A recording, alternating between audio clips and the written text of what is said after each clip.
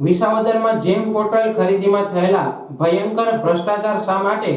જવાબદાર અધિકારીઓ આંખ મીચામણા કે પછી સેટિંગ.com થયું હોવાની ચર્ચા ચકડોળે ચડી છે। સરકારના પરિપત્ર મુજબ ગ્રામ પંચાયતની જરૂરિયાત જેવી કે street light, dustbin, CCTV camera તેમજ ઘન કચરાના નિકાલના સાધનો જેવી ઉપયોગી તમામ જેમ પોર્ટલમાંથી જ ખરીદી કરવા માટેનો સરકારી આદેશ હોય ત્યારે વિસાવદર તાલુકા પંચાયત હેઠળ આવતી ગ્રામ પંચાયતમાં જેમ પોર્ટલ દ્વારા કરવામાં આવેલ ખરીદીમાં ભયંકર ભ્રષ્ટાચાર થયેલ હોય તેવું એક જાગૃત નાગરિકે આરટીઆઈ હેઠળ માહિતી માંગતા જેમ પોર્ટલમાં થયેલ ભ્રષ્ટાચાર ખુલ્લો પાડ્યો છે। અરજદાર દ્વારા જેમ પોર્ટલમાં ખરીદી થયેલી ડસ્ટબિનની કિંમત 699 રૂપિયાનું બિલ શિવશક્તિ એજન્સી દ્વારા રજૂ કરવામાં આવેલું ત્યારે સ્ટ્રીટ લાઇટનું બિલ 3170 રૂપિયાનું આ જ એજન્સી દ્વારા રજૂ થયેલું, પરંતુ અરજદારે ખરાઈ કરવા માટે જેમ પોર્ટલમાં ખરીદવામાં આવેલ ડસ્ટબિન તે જ કંપનીનું એક ડસ્ટબિન ખરીદતા જીએસટી સાથેનો રૂપિયા 484 નું પાકો બિલ દુકાનદારે આપેલું તેમજ જેમ પોર્ટલમાં ખરીદ થયેલી સ્ટ્રીટ લાઇટ તે જ કંપનીની તેટલા જ વોલ્ટની તે જ કંપનીની એક સ્ટ્રીટ લાઇટ 805 રૂપિયામાં ખરીદી કરેલી ત્યારે જેમ પોર્ટલ એજન્સીનું કામ કરતી એજન્સી શિવશક્તિ એન્ટરપ્રાઇઝ દ્વારા તે જ સ્ટ્રીટ લાઇટ નંગ 1 નો ભાવ 3170 લગાવેલો અને બિલ પણ વિસાવદર તાલુકા પંચાયત કચેરીમાં મૂકેલું અને ટેબલ નીચેથી રોકડ કરીને જવાબદાર અધિકારી દ્વારા બિલ મંજૂર પણ કરી દીધું હોય ત્યારે સવાલ એ છે કે અરજદાર દ્વારા એક વસ્તુની ખરીદી કરેલી છતાં જો આ ભાવમાં આવતું હોય તો જેમ પોર્ટલ દ્વારા પસંદ કરવામાં આવેલ એજન્સી દ્વારા ક્વોન્ટિટીમાં ખરીદી કરવામાં આવતી હોય તો વધારે સસ્તી પડતી હોય ત્યારે વિસાવદરના અનેક ગામડામાં સીસીટીવી કેમેરા તેમજ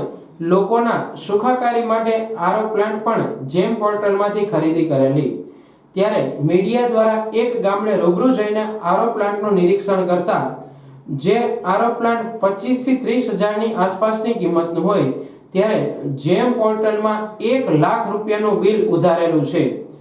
હવે સવાલ એ છે કે જેમ પોર્ટલમાં ખરીદી કરવામાં આવેલ તમામ વસ્તુઓના બિલમાં ડબલ કરતાં પણ વધારે રૂપિયાનું બિલ મૂકવામાં આવેલું હોય અને વિસાવદર તાલુકા પંચાયતના અધિકારીઓ દ્વારા રોકડ મલાઈ લઈને સૌનો સાથ સૌનો વિકાસ કરેલ હોય તેવું દેખાઈ આવે છે ત્યારે આરટીઆઈ કરતા અરજદાર જયેશ દેવ મુરારી દ્વારા જેમ પોર્ટલના ભ્રષ્ટાચારને ખુલ્લો પાડવા માટે તકેદારી આયોગમાં તારીખ 15/4/2024 માં અરજી કરેલી ત્યારે તકેદારી આયોગે જૂનાગઢ જિલ્લા વિકાસ અધિકારીને તપાસ કમિટીની રચના કરવાનું જણાવેલ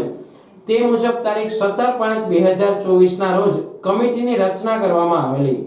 અને ડીડીઓ દ્વારા લેખિત હુકમ કરવામાં આવેલો કે જેમ પોર્ટલની ખરીદીમાં થયેલ ભ્રષ્ટાચારની તપાસ કરીને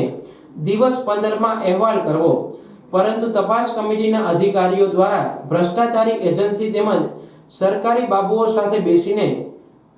કુલડીમાં ગોળ ભાંગેલો હોય તેવું દેખાઈ આવે છે।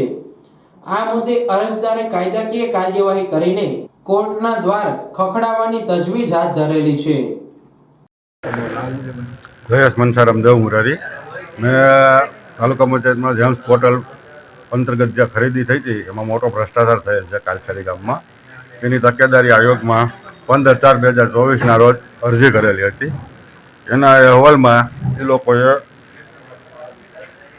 17/5/2024 એક કમિટીની રચના કરી જિલ્લા વિકાસ અધિકારી એણે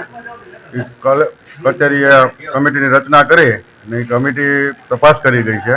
એના બિલમાં ડસ્ટબિનનું બિલ જે છે એ ડસ્ટબિન મેં એ જ ખરીદી કર્યું તો મારે 484 રૂપિયાનું આવ્યું, આ લોકોને 700 રૂપિયાનું આવ્યું છે। પછી એલઈડી લાઇટ જે 800 રૂપિયાની આવે છે એના 3170 રૂપિયા નાખ્યા છે એણે। પછી આરો પ્લાન્ટ છે એ 1.5 લાખ રૂપિયાનું નાખ્યું છે, ખરેખર એ આરો પ્લાન્ટ છે એ 30 થી 35 હજાર રૂપિયાનું। એટલે આવી રીતે મોટો ભ્રષ્ટાચાર કરેલ છે। વારંવાર અરજીઓ કરીએ છીએ, કલેક્ટરે હુકમ કરેલ હોય કે અરજદારને આ બધું આપવું એનો અહેવાલ હજી સુધી મને કોઈ જાતનું કંઈ આપેલ નથી। હવે આ જેમ પોર્ટલનો ભ્રષ્ટાચાર છે એક જ ગામમાં થયેલો છે કે ના, આખા તાલુકામાં થયેલો છે। અંદાજિત કેટલો ભ્રષ્ટાચાર? અંદાજે 4 કરોડ ઉપરનો હોય છે।